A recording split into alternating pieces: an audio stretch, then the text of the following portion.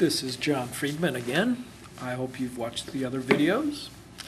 Each of them works independently, but they do make more sense if you watch them in order. In this snippet, I'm going to talk about the different services JFRQ offers. From the very beginning, I knew that I wanted JFRQ to be a company that could help anyone with their financial health. That too is different from most financial services folks. Most financial services folks want to work for rich people, and the richer the better, period. That's the way the business models work. I can relate to that. It makes some sense from a business perspective. It makes a lot of sense, actually. In terms of what gives me my jollies professionally, it doesn't make that much sense, because what I really want to accomplish, and I'm accomplishing all the time in some ways, is coming up with truths that work regardless of financial situations. So if I come up with an exercise or a tool that works for people who have tons of money and people who actually have no money, say a negative net worth, if I can come up with something that works for both of those, that's what gets me going. And that's what I strive to do, and I've come up with, in my opinion, quite a few exercises and tools that do that. But that still leaves the question of pricing. Obviously, rich people can afford a different price point than poor people. So at JFRQ, we've got, in essence, 3 price points. For people who want one-on-one work that's highly customized, and involves sitting down and having long conversations and figuring things out as deeply as you want to go, there's one offer, and that costs many thousands of dollars. Another offer I have is aimed at, say, younger people with simpler financial lives. That first instance that I talked about is mostly for, say, a standard situation for that would be a couple with a couple of kids, and all the financial burdens that come from trying to raise a family in the Bay Area. And lots of facets to their financial lives.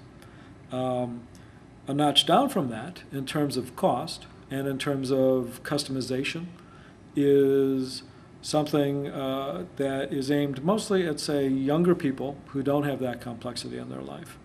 And that's just a bit over $1,000. And that's all one-on-one work. Below that price point, or the final lowest price point, one-on-one work is impossible. It just can't work. And here what I do, and this is literally, it could be $300 depending on the number of people involved. I work in groups.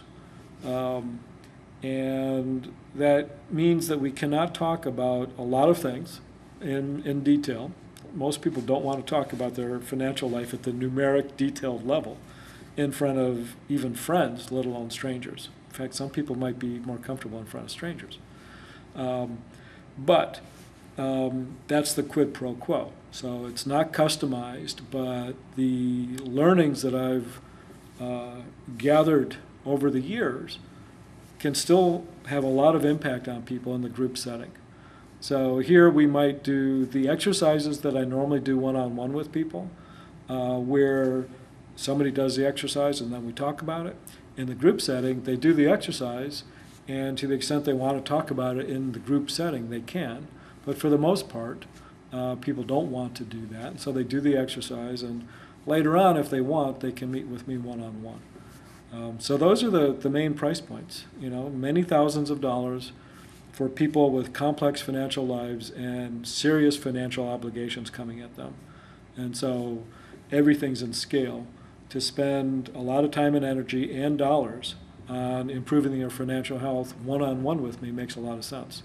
The other end of the spectrum, that's out of scale. That does not make sense. What would make sense is spending some time listening to somebody who's learned a lot, talk about some generalizable concepts of financial health.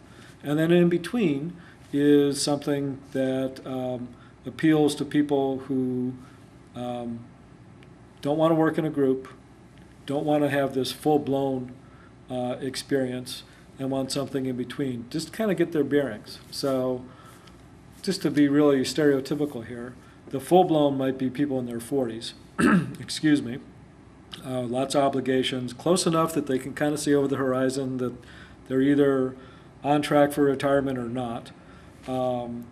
And then a notch down from that might be people in their 30s who are just thinking, you know, I'm working now, and I think I'm doing okay, but no one's ever taught me any of this stuff, which is true, by the way. There's very little education about this stuff out there.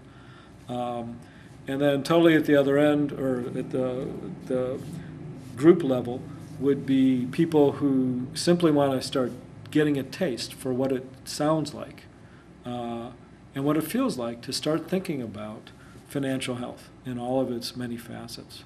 So those are the price points.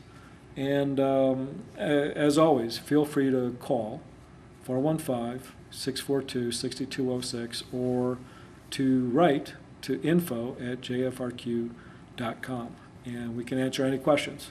You will not find this stuff cookie-cuttered all over the web, because very, very few people do anything even remotely like what we do for people to help them improve their overall financial health. So thank you for listening.